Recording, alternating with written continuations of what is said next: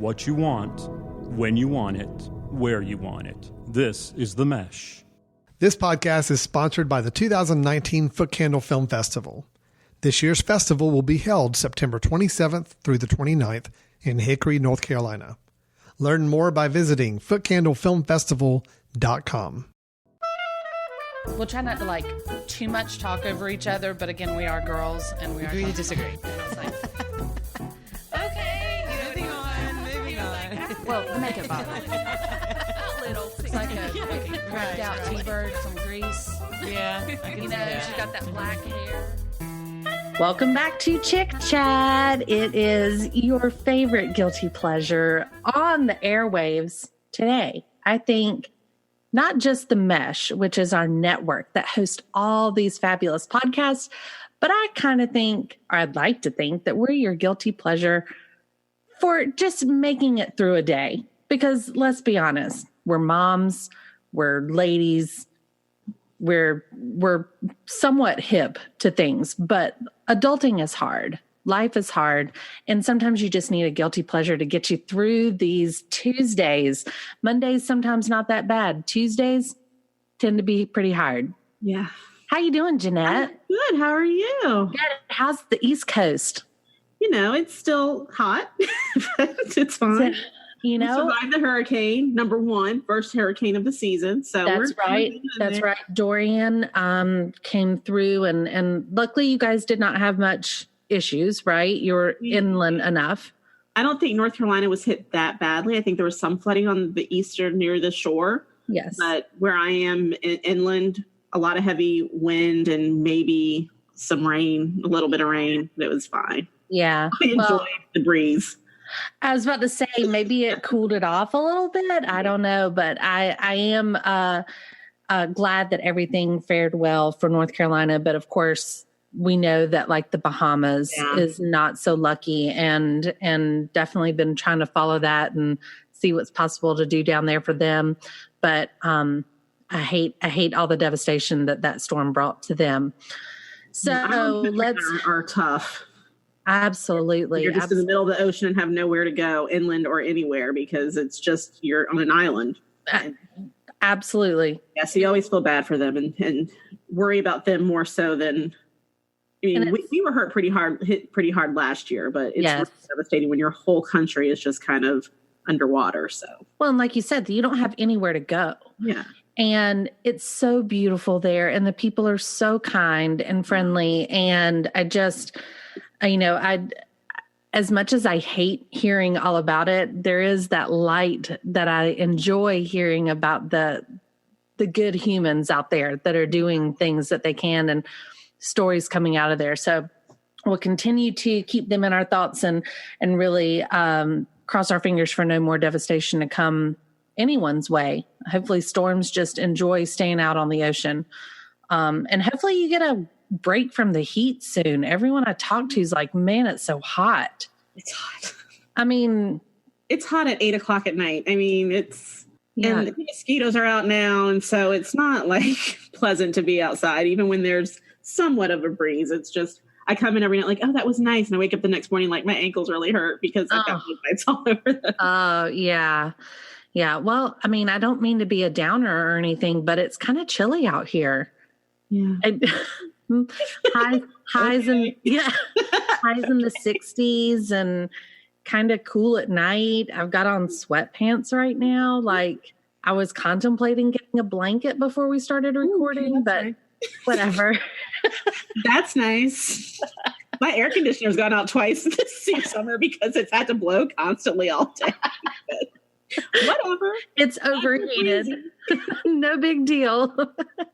If I had on sweatpants, I'd pass out. But it's fine. Just over here glistening. Glad your children are safe and don't have to worry about heat stroke. This is true. Yeah, it was a discussion today of whether we, the children wear hoodies to school or. I had the same discussion, but mine was, don't wear a hoodie, you'll die. You're going to die in a hoodie. It's 95 degrees outside. Gosh. Well, I can't I can't say that I missed that part of it, but I do miss a lot about the East Coast. But I am, we're faring well. And look at us managing. That's right. Recording podcasts cross country. It's fantastic. At us. We are truly national now. We have Canada. We have gone big time, guys. Yeah. You know, they can't see us, but I can see you, so that makes it easier to record this. But we're national and international with our Canada crew. I mean, come on. Absolutely. And you know, I'd like to think there's people all over listening to us. And in like Europe and stuff. Yeah, shoot us a line. Let us know where you are. Megan, if you're listening, the royal family, if you're listening, you're always a topic of conversation. Join us. I mean, I'm always on your side. I know you've got a fan in Jeanette, Meghan Markle, but maybe just Jeanette. So speaking of the royal family, that was a brilliant segue, and you don't even know the topics I was going to bring up today, but Princess Charlotte has started school. I mean, could she have been any cuter? It was adorable. You know, I found out that when she was in nursery school prior to this year, she went by the nickname Warrior Princess. Love it. I mean, I am here for that. Warrior Princess due to her adventurous spirit. I mean, love it. Bring it on, Charlotte, because I think they're going to need you in a few years over there. I think she has a kindred spirit in Uncle Harry. I can see because she's second in line. Absolutely. In line now. Yeah. She's going to be the one like, it's not going to be mine. I do what I want. Me and Harry are out just in the islands skiing and we're water skiing. And I love it. Getting into trouble. Yeah. She's now going to school with her brother. So obviously that's, you know, good for them, I guess, different grades and whatnot. But George is there, and we got a great little video of them being walked to school by Kate and William, which I loved seeing both of them in with their little backpacks and uniforms on and stuff. But yeah, she didn't go to what's his name? What's the little boy's name? You said George. She didn't go to his, right? Because she was on maternity leave or in the hospital with the baby. That's right. That's right. We just got the pictures of William walking him in that time. But yeah, I loved the little video of them all four walking to school. It was great. She will be known as Charlotte Cambridge. Okay. That is how they, you know, I'm sure in these royal schools that they go to, I'm sure they have to do Scantron, you know, filling in the bubble letters and stuff. Like she has to have a last name that fits in that. So Charlotte Cambridge. Okay. I like it. That's always been a topic we've always discussed. Like that's, you know, it's weird, right? Because they've got like 18 middle names and then like sort of maybe a last name. Like you're never really sure because you don't have to go by that. Us normal people don't have to call them by a last name, but obviously in school and formal things, they have to have a last name. So it's Cambridge. So when, I know we don't, something I'm going to have to look up, but when Charles becomes king, if Charles becomes king, does that would then make William Prince of Wales, which is how they ended up with their last name, because their father is the Prince of Wales currently.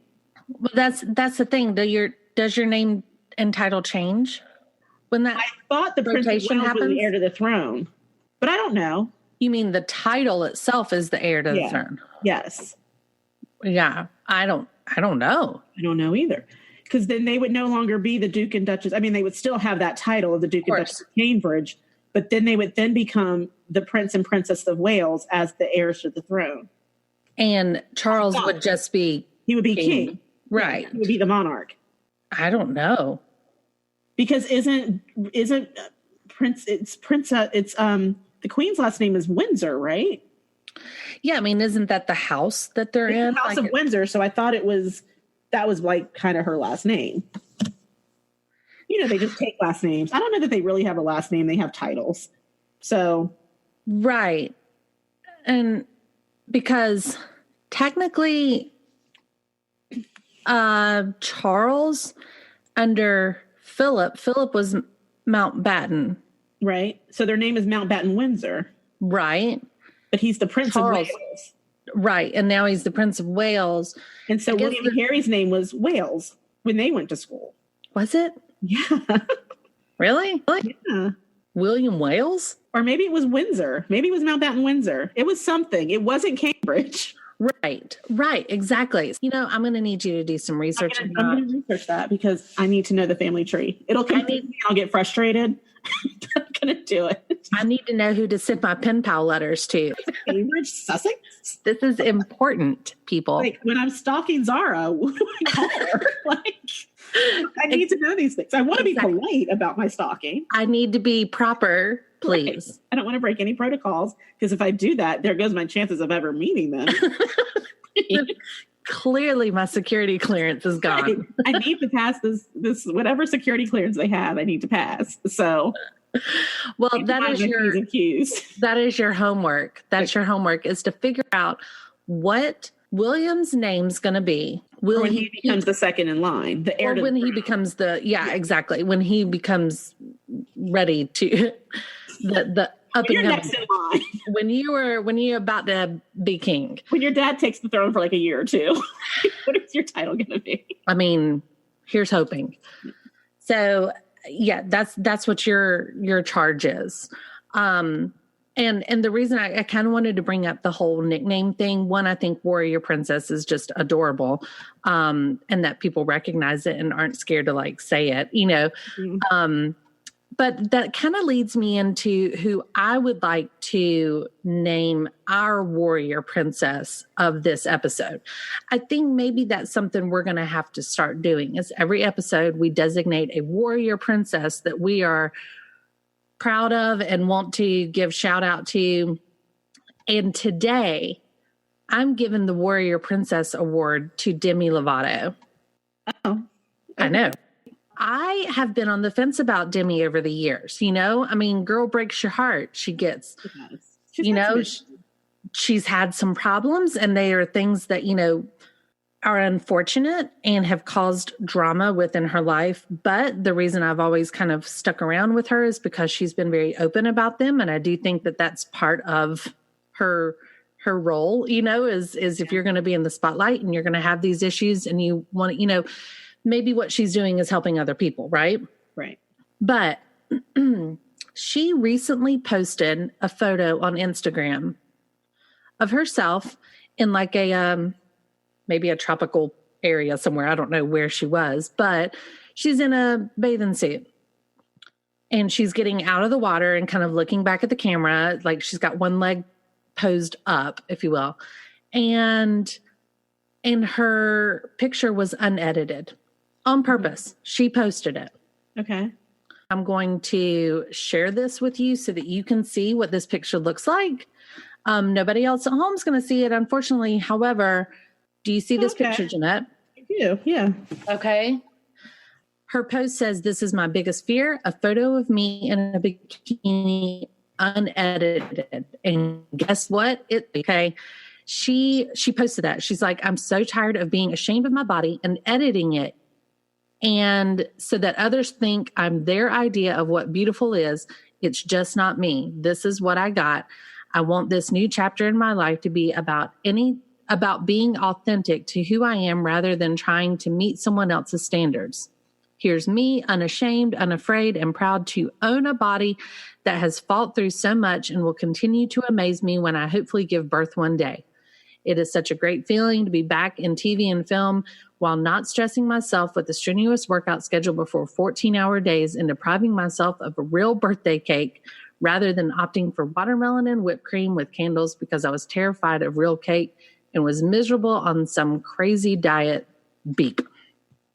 So here it is, raw and real. I love me, yada, yada, yada. She goes on to continue. So it's a gorgeous picture. She looks like a healthy young woman who is confident and strong. And has way more guts than I would posting a picture, you know, and a bikini standing out. It's just, I love that she did that. I love that we've seen that movement recently of several people saying they're posting unedited photos or the no filter photos or no makeup photos. And I love those, you know, not just for celebrities, but I've seen it in my like friend circle posting on Facebook or anywhere else whenever they're doing a no makeup challenge. And I love it.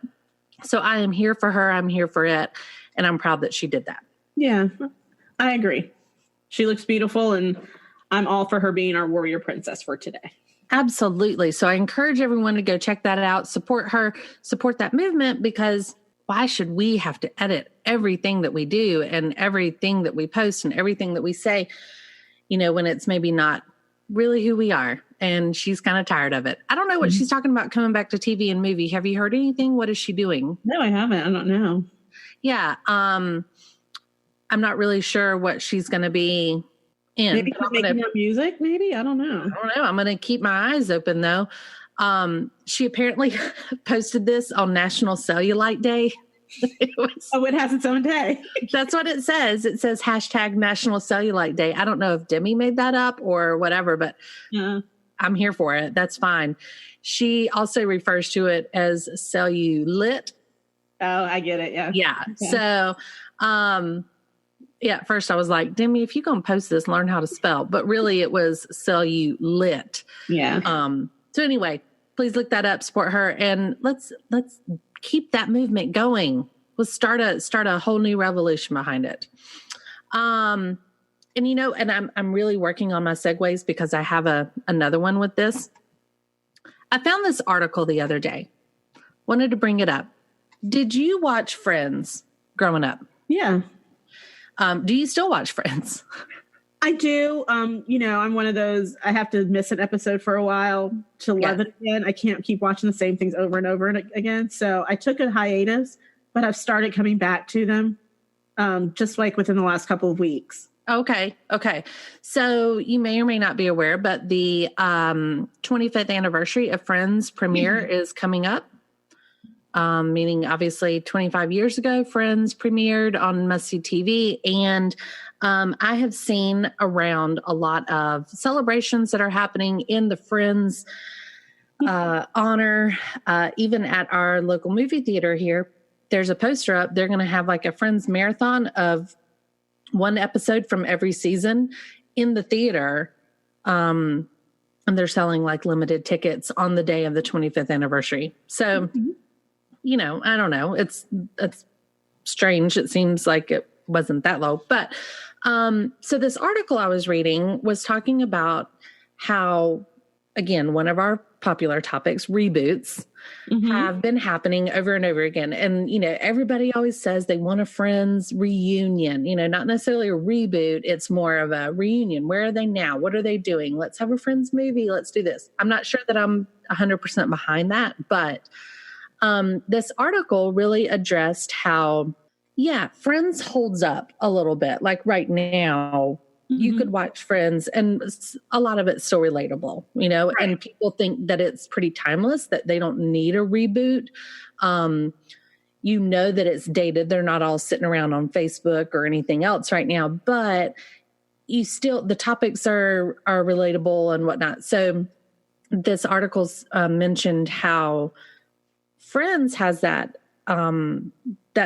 type of appeal to people, if you will. But, you know, there's a lot of things like Jersey Shore or 13 Reasons Why, or I don't know, there's several other shows that really, you know, when we see our grandkids watching it one day, they're going to be like, what the hell is this? Yeah. You know? But I don't see that with Friends. However, this article brought up a really interesting topic. It said, you know, there's a small select group of people out there that think Friends is really the worst of television, and the fact that they still get millions of dollars every year for royalties on it for being played over and over again on syndication, but that it has some of the worst, I don't even know the word of it. Like it's saying controversial topics that we really shouldn't be praising in 2019. Okay. And I had to think about it. I was like, what? Like what? You know, Joey eats sandwiches all the time and whatever. There's goofy stories and stuff. But I'm going to run through real quick the topics that they claim Friends are too controversial for current TV. Tell me what you agree with or what you do or don't agree with. Okay. Okay. First one is High School Monica. Okay. Okay. In the show, we know that Monica was overweight in high school, and it's brought up a lot in the show. Right. But they call her fat most of the time. Most of the time, the term they use on television on this show is, you know, Monica was fat. They don't say plus size. They don't say overweight. They say fat. Right. Yeah, it's not really who she was. She was in a fat suit and whatnot, but it is a little cringeworthy, I guess, sometimes when you hear people just kind of commonly say that, and they almost were making fun of her for all of the quote fat jokes and referencing it. So I don't know if that's, you know, weight shaming and whatever it may be, but again, these are controversial. I'm not saying that I agree with these, but this is what the article. Controversial today and not then. You know what I mean? Like, it's never been like okay to bully someone for being overweight or for anything. So I don't understand like why it's only bad today. It was cool 25 years ago because it really wasn't. Right. Agreed. I think we saw the way it was presented. Yes. I didn't get the sense in watching it that it was making fun of overweight people or in general. It was more a background on her character and who she was and why she was the way she was. Right. Because a lot of who she was today was because of, you know, her being overweight and how that affected her dating life and her social life and even her friendship with Rachel and how that all started. And, you know, and even Rachel's appearance, you know, she wasn't. She got the nose job. Right. She got the nose job. She wanted to marry a rich doctor. And I mean, it's, a lot of it I felt like was background things. I mean, Jerry being the stereotypical large family Italian, you know, it's, I mean, all of them had character, you know, just things about them. David Schwimmer being married to a lady who turned out to be a lesbian and Chandler having a transgender father. I mean, it's like, this was all about just who they were. And it wasn't ignoring the social impacts of it. It was bringing them to light, but not bringing it to a light in a way of, let's discuss every in and out. But it was just, these are who the people are. And they're all messed up in some way. And here, I mean, not that those things are messed up things, but, you know, they've all like, they don't just come from money and they're sitting around, like they're all neurotic for a reason. Like, right. These are the things that happen in every people's like Monica was someone that the overweight people could, you know, look at and say, yeah, like, I get it. Like, I'm not the one always asked to the dance. Maybe if that's their reality. I'm not saying that's all of their realities, but I don't know why it would be any more controversial now than it would then, because I think it was a topic then. We just talk about it more freely now. Well, and I think now, you know, I mean, look at what we were just talking about with Demi Lovato. Yeah. You know, it's been a generation recently, you know, that is constantly photoshopped. Yeah.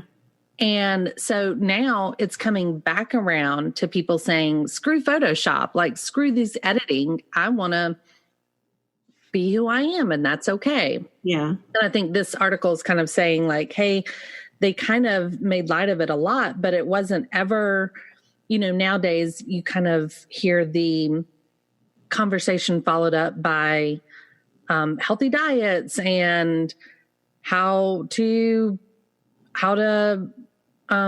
eat keto or you know, paleo friendly or whatever. And, you know, back then it was just, she was overweight and they were kind of crude in the wording about it. Yeah.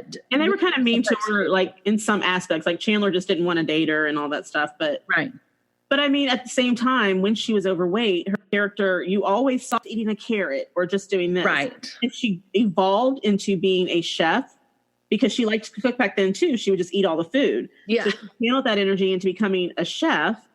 but they also show her eating real meals, like Mm-hmm. no longer just eating carrots and lettuce on her plate. She's actually Right. eating, but eating responsibly. So I Right. think it was one of those, I guess it's just things like you don't catch on to as a child or a young adult when you're watching it, that when you're an adult, you're like, it's funny, but wow, how she's changed. You know what I mean? Yeah. I don't know. But I get Well, I know. And it's also one of these, like, as I read through this list that this article comprised, I feel like I'm also looking at it like, gosh, everybody's so sensitive, like, Yeah, and I always try to stay away from that, but I'm even getting to the point with, can we have a discussion without someone being offended over everything? absolutely. I try my best to watch what I say to people to Yeah. not to offend. Not that I'm always like constantly offending, but just to be aware. Right. At the same time, I find myself over and over and I'm like, oh, was that what I say offends I me? know. I really didn't mean it that way. Yep. I do. I personally feel like people are so easily offended these days. Yeah.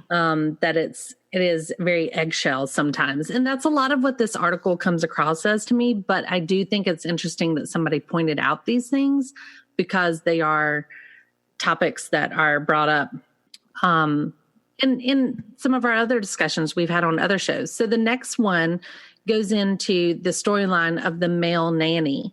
Do you remember that episode when Freddie Prinze Jr. became Ross and Rachel's Manny? Yeah. Right? And, this article is kind of alluding to the fact that every guy in the show assumed that this character was gay and that they kept questioning that. And surely that's the only reason somebody would want to be a male nanny. And so it was, they're kind of harping on the fact that's like, hey, look, anybody can be a nanny and, more power to guys for doing it and yada, yada. It's okay to do that. It's not okay for Ross to assume this. A little sensitive. Yeah, I think so. But it is, again, just one of these topics of people saying, why did you guys put it in the storyline that everybody assumes he's gay and puts it as a negative connotation in this role? I guess. But again, think of Ross's background story. Yeah. Yeah. Well, Married to a woman who turned out to be a lesbian and fit every stereotype when he started. Like, he would even say in the show, no, she did this. And then he's like, oh, yeah. makes sense. I get it now. Right. And Well, I think part of it was wishful thinking that, I'm going to say he's gay. That way I won't have to worry about him hitting on Rachel. That's exactly right. That was the first thing I thought of was that's the reason he was saying it is that because it's Freddie Prinze Jr. in the 90s. Right. Hello. Right. He's gorgeous. Right. Yeah. So that's where the insecurity lies. Which brings up the next topic, which was the whole episode where Ben, Ross's son, wants to play with Barbies. Right. And Ross spends the whole episode trying to get him to play with G.I. Joes. Action figures. Yeah. Action figures, yes. So, it probably stems, like you said, if we dive deep into it, it would stem to Ross's sort of masculine insecurity on it. But people are offended that Friends showed this. I don't know. I think it was just, I don't know that it's a bad thing. I kind of feel like I've known plenty of people in my normal life that are normal functioning human beings. And they had sisters. So therefore they had toys that were maybe more girl driven anyway. So we're not going to buy all these new toys. Whenever my kids were real little, like I don't understand why I spent a lot of money on toys because my kids would much rather play with Tupperware, pulled out from my drawers. Yeah. So, my son is crawling now and wants to play with wires. We don't let him. thank you. But I'm like, no. We don't do Well, and you're a perfect example of this. You have a daughter. Yeah. And you've had a daughter for many, many years to where your house probably has more stereotypically driven girl items, right? So, I mean, but now it's like, are you having to start fresh, or do you care if he goes and grabs one of their dolls? Here's the thing. My 7-month-old doesn't know that I'm a woman and he's a boy. Right, Like, right. he sees something that he's interested in that looks, interesting, and he's picks it up and plays with it. I'm not gonna be like, oh no, Mason, put that down. that's a girl toy. That's a girl toy, right. And it all just starts depending on, how they're playing with it. Uh-oh. Yeah. They do. Oh, there we go. Sorry. How they play with it, even my daughter, if she's playing with Barbie dolls, I want to know, how are you playing with these dolls? Like, absolutely. if you have a male doll and a female doll, I want to make sure we understand how they're being played with. Right. And no one says anything if a girl wants to play with a truck or a stereotypical boy toy, like a boy doll or, action figure or anything. No one says anything about that. But a little boy wants to play with a Barbie or a Cabbage Patch Kid. It's a doll. All I worry about is, are there any small parts on it that can hurt him? And honestly, he's going to lose interest in it within the week. So he doesn't like anything for more than, like you said, a week. And moving on. Yeah. Tiny now. What can I explore now? That's right. Yeah. It was something I always appreciated with the idea. And I know not everybody does this, and it's fine. I don't care. But I chose to never find out the sex of the child that I was having. Mm-hmm. And so with both of my children, I didn't find out what I was having. I left it a surprise until the doctor told me when that baby was in our arms what it was. And you would be surprised, Jeanette, at how many people were almost ticked off, like pissed off at me that I didn't know. Yeah. that I want to get you the right toy. Yeah. They were like, how in the world are we supposed to buy you stuff? And I'm thinking, so what? They make girl diapers now? Because I just need diapers. I just need baby things. Yes. I need wipes and washcloths and socks and get me white socks if you're worried about it. By all means, but the socks will end up off their feet within an hour. So. That's right. That's right. It was just funny that the standard behind that people were just angry that I wasn't telling them, and like they thought I knew, but I swear I didn't. But nobody understood how in the world I was going to be able to plan for having a baby if I didn't know what sex it was. And that's us as a society putting a title on things or a name on things, like this is for boys and this is for girls. Right. Right. Like, your kids don't know. Just like they don't look at someone and be like, yes, they'll notice a difference in someone, but they don't choose to love or hate someone because of their skin color, unless you tell them they should love or hate someone because of their skin. That's right. Ridiculous. I was talking with my brother and I think I might have even said this on the show before, but my dad made some comment about age, when he was going into high school, that he didn't go to school with other races just because that's at that time you couldn't. Right. Grew up in the South. Yeah. That's right. You grew up in the South in the 60s and early 60s, and it just wasn't the case then. And he made some comment about something like, do you guys ever still notice that at school? Like, is it still a weird, separation or something like that? And my nephew was like, why? Like, I don't, like, what do you mean? I understand what you're asking me. And my dad was like, he's like, I'm so glad to hear that. I'm so glad that it's not something that's like obvious or put out there for everyone or still talked about and stuff. And, we were joking, we were like, our kids have never been in that situation where we have to say like, oh, this is why you don't talk to this person. And, and it's crossing everything from racial lines to how students identify themselves, all this different stuff. And honestly, they just don't, they don't care. They don't care. It's not a reference to them, know, and I'm glad. Yeah, I'm hopeful for the future. If they, my daughter's the same way. She's in middle school, and like I think I said something about, oh yeah, I'll get that for Mason. When that's for boys. She's like, Mom, there are no boy and girl toys. I'm like, okay, you're right, but I'm still gonna get it for him. Right. I'm getting it for him, and he's a boy. Doesn't mean it's a boy toy. That's right. But I do catch myself sometimes. You're a product of just the age you grow up in, and I'm so hopeful for the future because I do see things like, them being a little more compassionate towards different people who are different than they are, or Absolutely. live a little bit differently than they are, or, you know, socially, just even with money, you know, people who might not have as much, or people who have more, just them being comfortable around all types of people and being inclusive.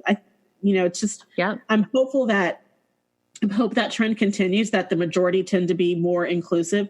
You're always going to have your outliers and your minority that, of course, they try to bring in, you know, it's usually the minority group that's the loudest, as far as not minority, but like the smallest group of people. Absolutely. Bark the loudest, but it does give me hope that being more inclusive like they are, and just seeing life a different way. Yeah. The further away we get from, I think it's good that, you know, our parents, I don't remember what it was like to grow up like that, but my parents certainly do. Yeah. So I'm one generation removed, and having a child that's 2 generations removed, only by the time we get to 3, 4, and 5, it's just going to be like, I can't believe you guys ever lived that way. It's these weird history books, things like we read. Yeah. What? Absolutely. Yeah. You know, and I love the fact that my children's friend circles kind of look like a Girl Scout cookie box, right? Like they are just, and that's on their own doing. Oh, because honestly, they don't even acknowledge to me. So we're obviously, since having moved, we're in a new school district here. So we're in a new school, a new state, new school, new everything, right? Yeah. My kids who were super excited about school, you know, I wasn't worried about them, but every parent's kind of like, oh my gosh, I hope it goes okay. Right. Yeah. Because they're leaving their friends. They don't know anyone. That's right. And, you know, they come home and they're telling me about these different kids that they've met, or that they ate lunch with, or that they, you know, descriptives of the kids. Yeah.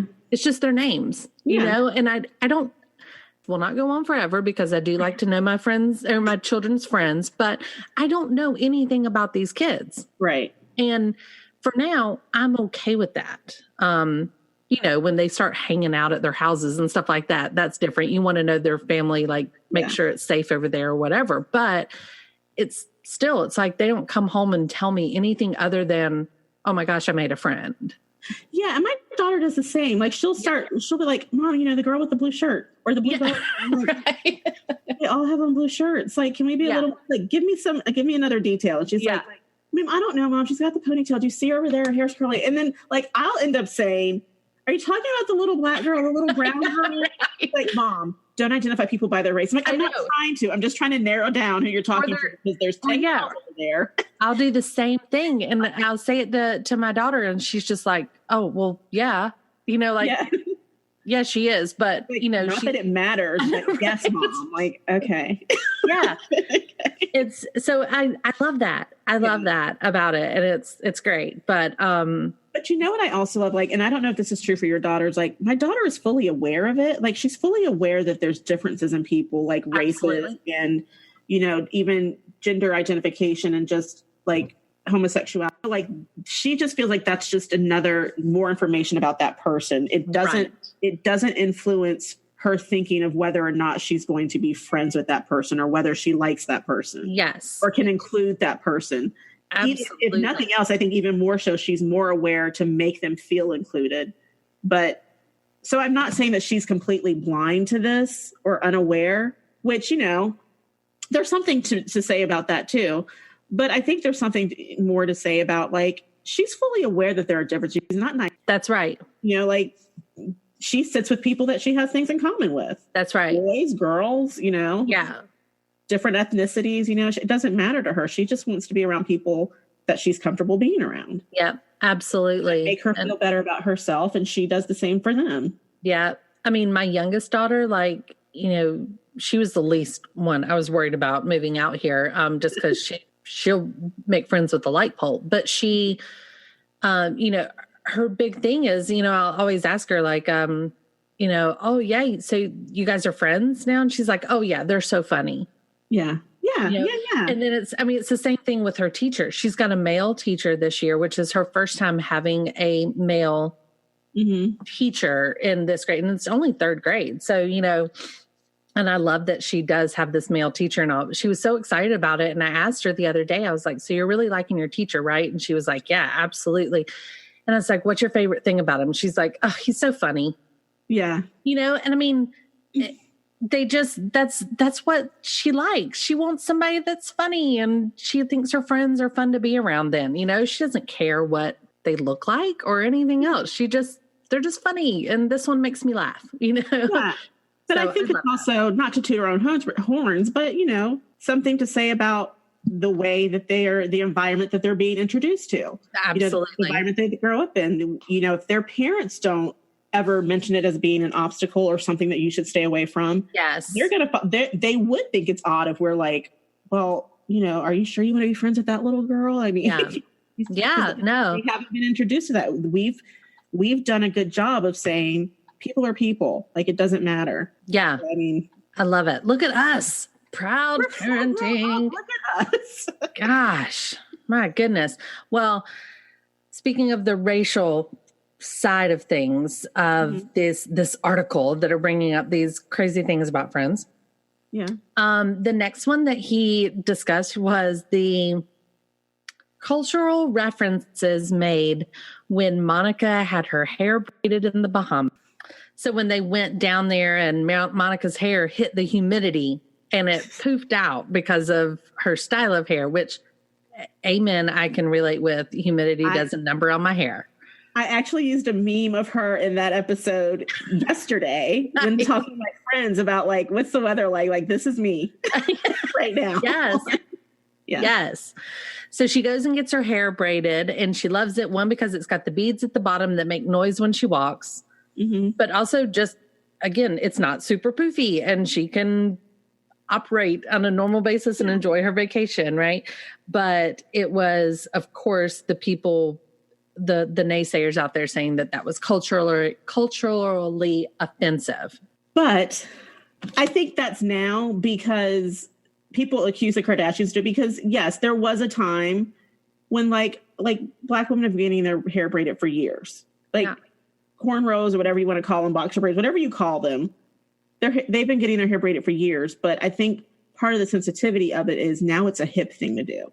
Like, before, they'd be made fun of for their hair, and it was just a natural way to wear your hair without it poofing up, without you having to do anything to it. You would braid your hair. It stays longer. You don't have to worry about, you know, it poofing up, or because it's a different texture of hair. Yeah. But now all of a sudden, like, people like the Kardashians and even Bo Derek in the movie 10 would braid their hair. And now it's cool because a white person's doing it. But I also remember when my friends would go to the Caribbean or the Bahamas, anywhere, on vacation, they'd always come back with at least a couple braids in their hair with the beads at the bottom, because that's what that's how some of the people in Bahamas make their money, is by braiding tourist hair to look like the hair that they wear down there. Some of them wear. So, I mean, yeah, again, I think it's highly sensitive now to think of it that way, but I think it's because of what's going on, you know, like, it's being mentioned more. But I remember laughing at that episode. Right. I was like, and I think that's what people related to the hair issue. I was like, that's totally what I would do if I was going down there. Like, I would braid my hair. Right. And you and I are different races, right? But I can relate to that hair because I have curly hair and it sucks in humidity and it gets poofy. And I can totally sympathize with the fact that anything I can do to get this hair to tame down, I will do. Yes. And so, yeah, I mean, I think the humor of the fact that humidity does that to someone's hair spans across race barriers, right? Like the hair thing, because I'm the same. Like, my hair is super curly. That's right. You do that. But I think it was also funny because she had always been so put together. Yes. That I never saw her hair curly until that point. And then everyone was like, what is that? And that was brilliant on the writer's part, right? Like, that's the first thing that people think is like, whoa, I didn't even know she had curly hair. Yeah. Well, yeah, I spent years trying to straighten my hair every morning before school. And I step outside, and if there's one drop of rain, I'm screwed. Right? Yes. Yes. So, yeah. You're like, oh my gosh. You had cry tears. It's like it's all my blood by the end of the day. all my Aussie hairspray is gone. I wasted it all. So yeah, That episode also had Aisha Tyler in it. Yes. And who is Black. Yeah. And she didn't wear braids. No. And she was dating two white guys. Knowing the things to be, and she was dating two white guys at the time. Yeah. In fact, she was cheating on one guy. Should we discuss how that's wrong? In the friend group, not just like some random guy, but are we nitpicking? Because it wasn't like there were no Black people in the episode. And like, it wasn't like Aisha Tyler was walking around with braids and then Monica got braids. And so it looked. And they had an awkward moment or anything. Right. No. Aisha Tyler wore her hair down that episode like she normally does. That's right. So that's why I'm kind of like, can things no longer be funny? Like, if we can't laugh at things, what can we laugh at? Yeah. And I think people are picking the wrong thing that they're supposed to be laughing at. Right. They're not supposed to be laughing at the fact that she has braids that cross a racial line or something. But it's more, like I was saying, it's funny that her hair has this humidity that so many of us can relate to. And then it's like, she tries to wear a hat. Remember, she tries to do all this. Yeah, and it was just horrible. And so, amen. Put on some braids. I love it because I would probably have to do the same thing too. Just to get my hair to tame. I may not be remembering the episode correctly, but I thought it was someone who said, "Let me braid your hair." Or something. I don't know. I may be remembering differently. Yeah, I can't remember the details either. They were playing something in the game room and she came in with the braided hair and they were all like, okay. Right. We've gone from like huge hair to braids. Yeah. And she would walk around and she loved it. So that the beads would tap, I thought that was awesome. I think I'd do the same thing because that's just a pretty noise, right? Like that's just... Look, my mom did my hair with the beads when I was little. Like she would braid my hair like that with the beads, and I would go like this the whole time, like just going back and forth, like ching ching ching ching ching. It's like wearing big hoop earrings or something with dangles on them, right? For the first time, you're feeling it, and it's like, this is so much fun. So they hit you in the face, you start getting like little welts. You're like, Good to know. Good to know. So the last thing that this person brings up in the article is. I don't know. I have some problems with this. I don't agree with this person. I have some problems that this person has a problem. Okay. It just says Rachel getting off the plane. Okay. So at the end, obviously, spoiler alert. I know it's 20 years old. Okay. Yes, which time? Because there were so many planes. Like, I get you. She turns down her dream job in Paris to stay with Ross. Yes. Okay. I get it. I get what this person's saying. Oh, feminism, blah, blah, blah, blah, blah. Don't ever turn down your dream goals and stuff to stay with a man. But just as we've been talking about this entire time, I think we might be losing focus of what was happening here.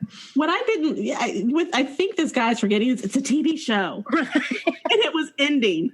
Yeah, this was the series. This was not real life. She didn't really turn down her dream job. She was living her dream job. She's still living her dream job because we're talking about her. Right. That's still why. She's $100,000 an episode. She was good. She's still getting paid right now. Yes. Right. Like, this was a TV show. She got off the plane because it had to end that way.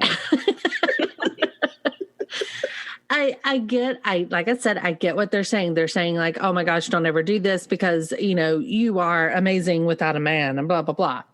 But let's take a look at this from if we were to truly not care that it was TV or whatever else, if it was real life, right? Yeah.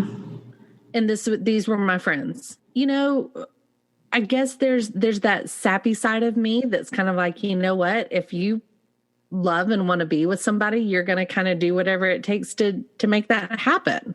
I mean, I would have to kind of look at it and say, they do have a child together and this was going to be hard across the ocean, right? To do this. So by all means, if she realizes that this is real love and he realizes this is real love and they kind of say, this is it, like end of the story, then who am I to be like, yes, please go work your 60-hour-a-week job while you raise a child alone in a strange country.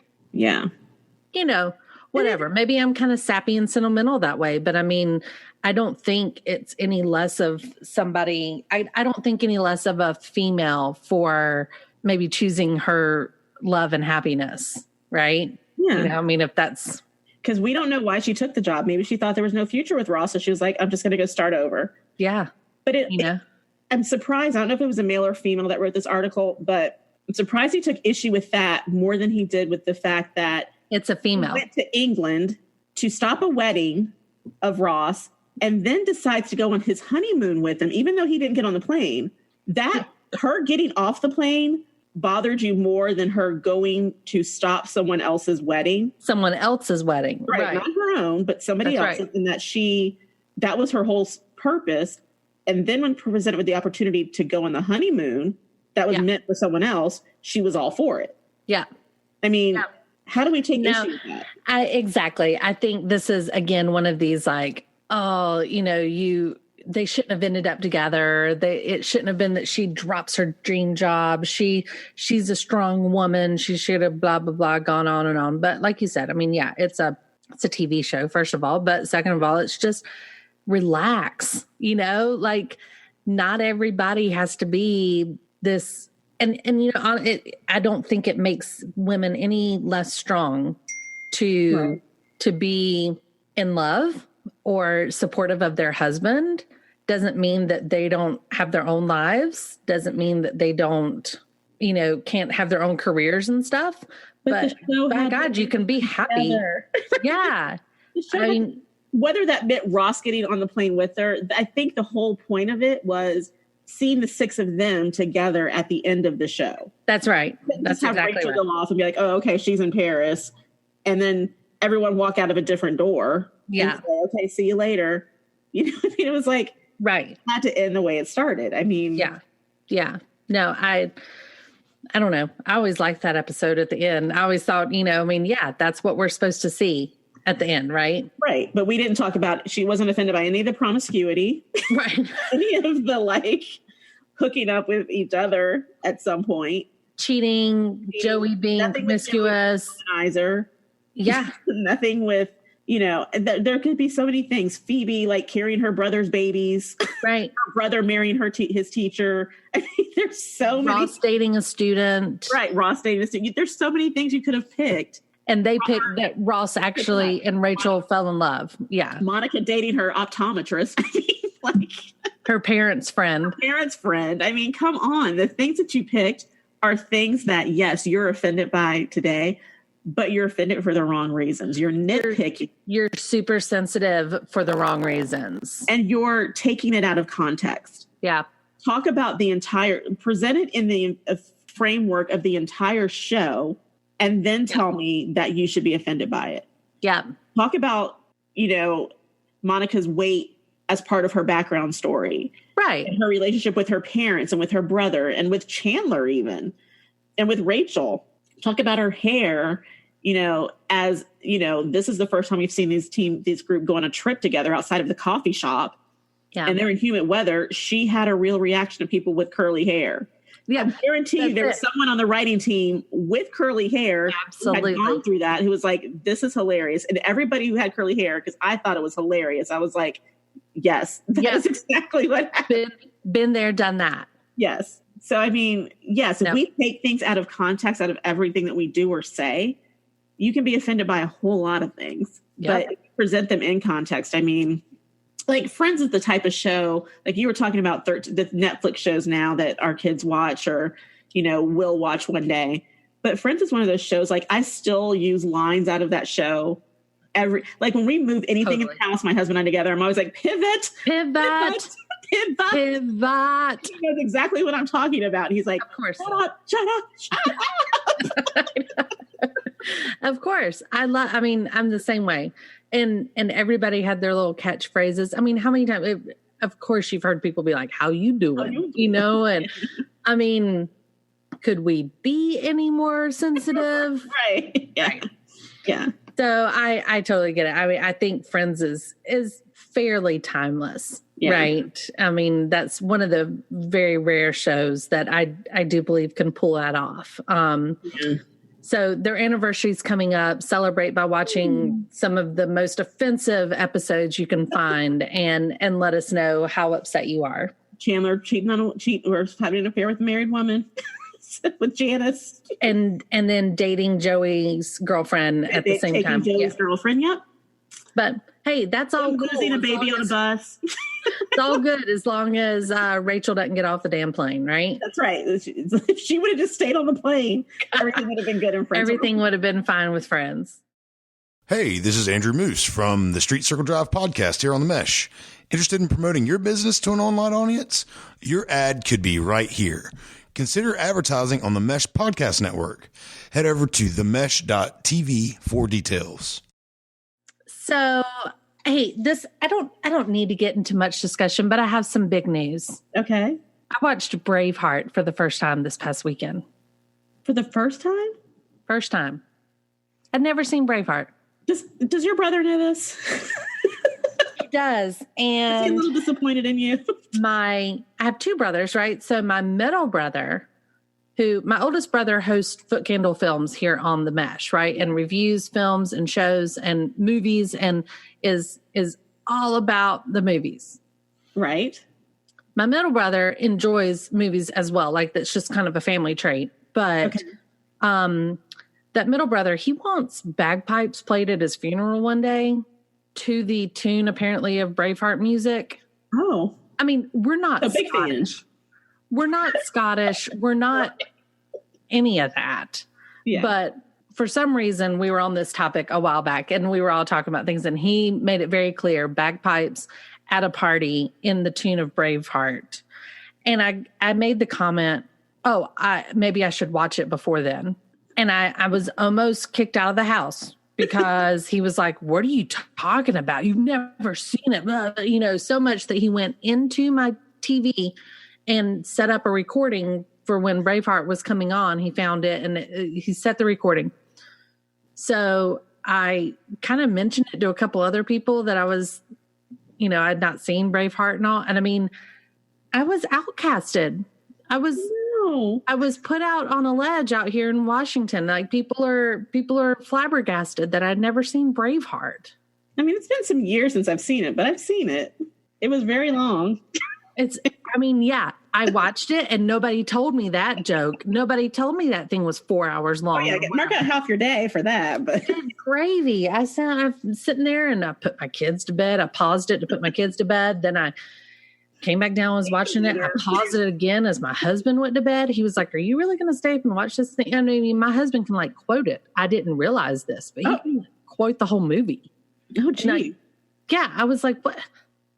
I don't know. But Moose is listening to this recording right now. I'm sure Moose has seen Braveheart because he's a dude. But I'm just going to be honest here. It doesn't live up to the hype for me. Moose just chimed in. Affirmative. Yes, Moose has seen it. I get it. But no, it's not one of those movies that I have to watch it again. I'm good. I think maybe it would have helped if I watched it back then. No, maybe not. No, I saw it back then. I'm like, I'm good. It's 95 when it came out. Okay.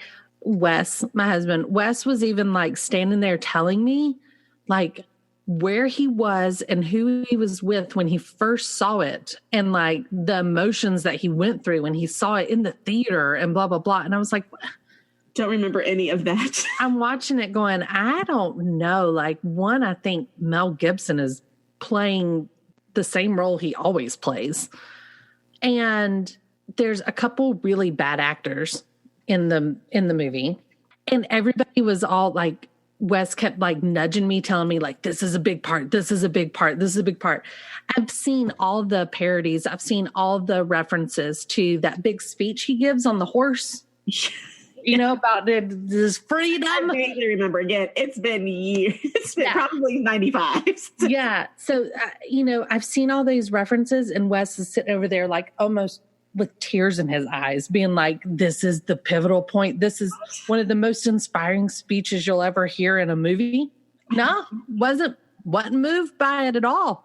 kind of thought it was distracting because he kept running back and forth on this horse. And how come he got blue paint and nobody else did on his face?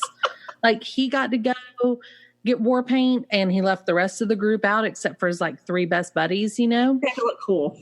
I guess so, you know, and where did you get blue paint? Like, where did you have this time to do this? Now, wait a minute. Is this the one that your brother's an extra in? No, he was in the one with oh my gosh, what's his name? I thought it was a Mel Gibson movie for some reason. No, it's not the Mel Gibson one. It's I'll think of it in a minute. He was a French soldier extra. Last of the Mohicans. Thank you. Oh, okay. Moose just brought it out. Don't tell Alan I said that.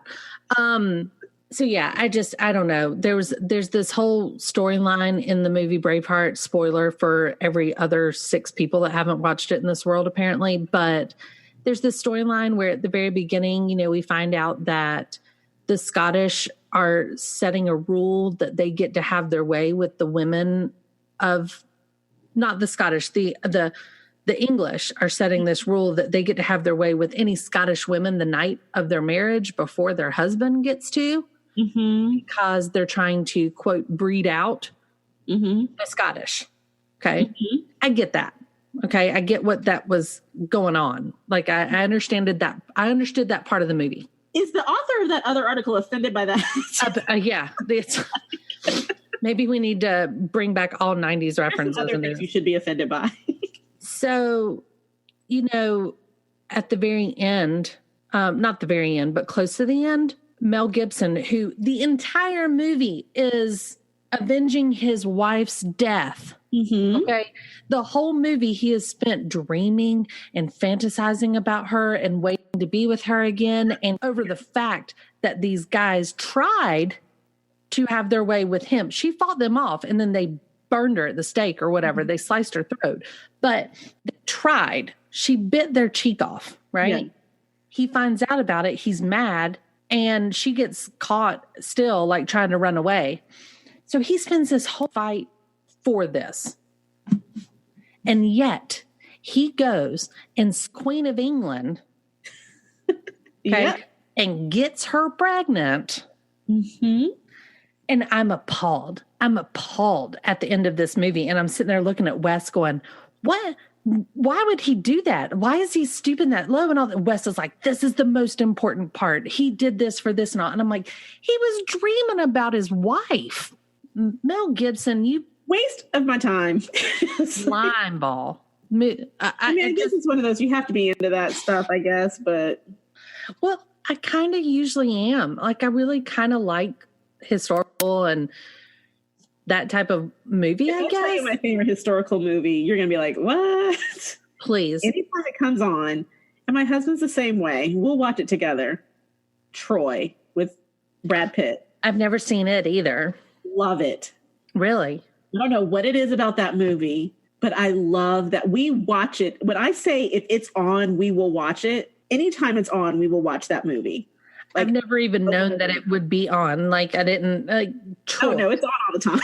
Like, now it's on all the time. Yeah. But I'll have to research that one now too and see if I'm as. Ugh, I don't get it. Like, I've heard so many people talk about Braveheart over the years, and now it's like. Look, I'm gonna tell you this. I enjoyed. If we're talking about Mel Gibson films, I enjoyed Mad Max Under the Thunderdome more than I enjoyed Braveheart. Totally different.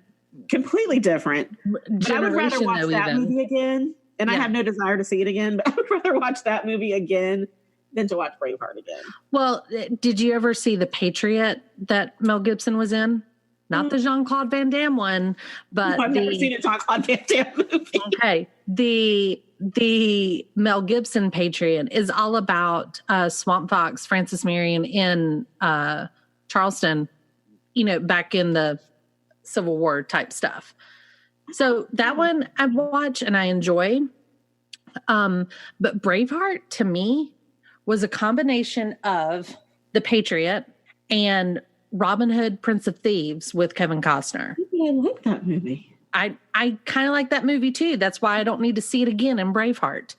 Right. I mean, And if we're talking about inspirational speeches on the back of a horse, the speech in Glory by Matthew Broderick, tears streaming down my face. I love Glory every single time. I love Glory. Sends the horse off. Oh my gosh. Like I prepare. I know what's going to happen. I've seen it happen at least 10, 15 times. Because again, another movie I will watch anytime it's on. Tears like streaming, like almost urging them not to do it. Even though I know it's a historical movie and I know that. I'm like, oh gosh. I know. And when they're everyone's going. I love it. I love a good inspirational speech. I love it. I love it. Talking about inspirational speeches on the back of a horse. If we put that one against Braveheart, I'm going with Matthew Broderick all day. Hands down. Hands down. And it's been years since I've seen Glory, but I still remember that. Another movie that's always on. You know what? I watched that horrible movie, Iron Eagle, whenever I was younger. And it had Lou Gossett Jr., who gave this ridiculous inspirational speech on a tape recorder at the end of the movie. And that one was better than Mel Gibson on the back of a horse. Like there's so many more out there. I was so surprised this had gotten so much hype over the years. It had to. It was a big budget movie. They had to make their money back. They had to force people into watching it by talking about how great it was. Then you watch it and you're like, meh. I mean, is that that's how we're going to end it? That's it. It's almost like watching all of Titanic. Then you get that ending. Like, really? Oh, she couldn't hang on a little bit longer. Yeah. Fantastic. Yeah. So I just wanted to throw that out there. I guess now I'll have to watch an episode of Seinfeld or something because I've never seen one of those either. You've never... Seinfeld was one. It took me a while to get into it, but once I did, I was all in. I just don't get it. It's ironic. You're not supposed to get it. No, I know. I've never seen a whole episode. I don't know. I don't know that one holds up today. I mean, it holds up. It holds up, but I don't think like if it was presented today that I would be like, yeah, it's something I want to watch. Right. Agreed. Yeah. And I mean, maybe that's the case with a lot of these, but I don't know. Apparently everybody else thought that Braveheart holds up and it doesn't. So just passing that along. Real quick before we wrap up, still waiting on the buzz of whether or not 90210 is going to be renewed for season 2.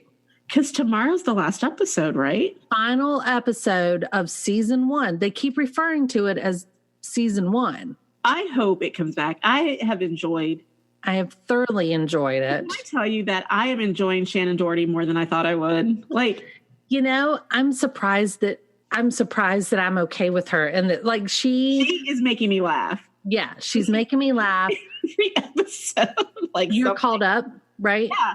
Okay, so last episode we got to see Ray Pruitt. Yes. That was hilarious. That whole part was fantastic. That was Jamie Walters, right? Is his name? Yes. Yeah, and the fact that he was singing How to Talk to an Angel just... Oh, yeah, it took me back to the 90s. I loved it. And I love their one-liners. I love the quickness of the shots on this, of how they each get a little snarky with each other, and I think it's fantastic. I do. I love it. I'm wanting more. I read an article that said that Tori Spelling was on board for a season 2 and that she thought it would be great. I know, of course she is. Ask anybody but Tori, because we know Tori's answer. I told her, I read that it would be, that nothing's announced yet though, but that Shannon Doherty thinks they should kind of just pump the brakes on it a little bit because she doesn't want to overdo it. Shannon being Shannon, and Shannon probably getting a little bit more money. I love that they take these jabs at each other because it really, really makes me wonder how much of it was true, right? Yeah. Now, there is one thing that bothers me about the show. Okay. I do not like the woman that they have playing the head writer. I feel like I can tell she's acting, and I don't like the redhead that's hooking up with Steve now. Yes. Yeah. I don't enjoy her character at all. Yeah, I can see that. I'm not super pumped on her either, but I'm kind of cooled off on the bodyguard now. He was cool when he was the bodyguard. Now he's kind of like, Now they're reaching on it. Now I'm like, just let's move on. Let's talk more about the story and stuff. But I do think, I think there's potential there for season 2. Tori Spelling said that if season 2 happens, it would be more of the true reboot, like a show within a show. Okay. Which I think would be great. Let's get some more of these clips. I love the parts where they show like flashbacks of what they really would like be like in the show right now these days, I guess, and referencing back to old things that they used to talk about. No, I love it. I love that Tori Spelling had an awkward moment being back in bed with Brian Austin Green. And that she was so like almost paranoid about it, right? She's like, I've had all these kids. My body looks different. I need my good angle. And hey, this is a kid that I, on the show, she says lost her virginity to, but that I had a lot of years with. Yeah. And I think all that stuff's just great. It really triggers who, our age range, I think. Yeah, I think the show's is funny. And I hope they do come back because, I feel like they're cramming a lot, although I like that they get to the conclusions really quickly. Yes. It's almost like you're cramming in too much. There's the dramatic effect is gone because it's not. You end up usually find out by the next episode or by the end of that current episode. That's right. Going on. Which I'm fine with. Yeah. I'm totally fine with them kind of keeping it short like that. Yeah. I think it's kind of humorous, that they whiz through everything and you're getting this crash course of like their lives. I also am not a fan of Lala Kent, but I enjoy her. I've seen her in other things and like as a VJ. Yeah. But, I've always enjoyed Lala, so I guess I give her a pass, maybe undeservingly, but I do. Yeah, and I don't mind her. I get what they're trying to do, but I feel like sometimes she's a little like, oh, this and everything's a little too slow when she says it. And I'm like, man, I don't really feel the chemistry of her and Brian, but I'm fine with it. So yeah, I love what they've done. I can't wait to see tomorrow night to see like, are you going to leave us with the cliffhanger so that we actually assume that maybe there's another season coming? Yeah. So I don't know. We'll see. Yeah. So we'll keep our eyes and ears open for any updates. If anybody wants to share anything about whether or not they have heard about season 2, we'll be down for it. On the next Chick Chat, I'd really like to discuss the Real Housewives franchise because I have branched out. I have officially started watching Dallas. I've never seen Dallas. Okay. I had never either. And these women are the best. Really? I'm going to need you to start watching Real Housewives of Dallas, and we're going to discuss on the next episode, along with some other Bravo dirt that I already have in my pocket. Okay. But Real Housewives of Dallas, they've only had one episode thus far, maybe 2. I don't know. But you can find them. They're so good. These women are intense. Okay. And it's funny to watch. Like, it's really funny. So I encourage you to do that, and any listeners out there, so that we can take in your questions and hear what you guys want to know about. But that's all I got for today. Okay. That was a pretty deep episode, right? Like a little bit deep. Yeah, we got to be a little lighter next time. We will. It was good stuff, though. I think this was needed. We needed to address some stupidity out there and sensitivity and people that are just taking things to the extreme, and we're just not here for it on Chick Chat. So fabulous children and the fabulous children of this decade. More power to us and amazing teachers and being great parents. So yay us. Yay to us. Yay Chick Chat. And to all you other fabulous parents that are raising children just the same. We hear you. We hear you loud and clear, and we love it. So what we would love to do is hear from you. If you have any topics or questions that you'd like us to address, any shows or, heaven forbid, any horrible movies you want me to watch, I'll do it. I don't care. But I'm going to tell you the truth about how I feel about them afterwards. So please take some time to go and check out the rest of our shows that we offer on the Mesh.tv podcast network. Got something for everybody on there. And subscribe and review our shows so that we know that you are listening. So Jeanette, give my love to the East Coast. I will do so. Yay! So we will catch you guys on the flip side. Have a good one.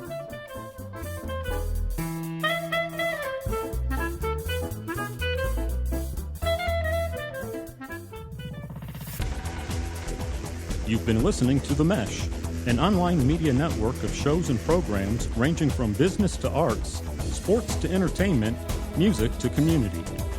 All programs are available on the website as well as through iTunes and YouTube. Check us out online at themesh.tv. Discover other network shows and give us feedback on what you just heard.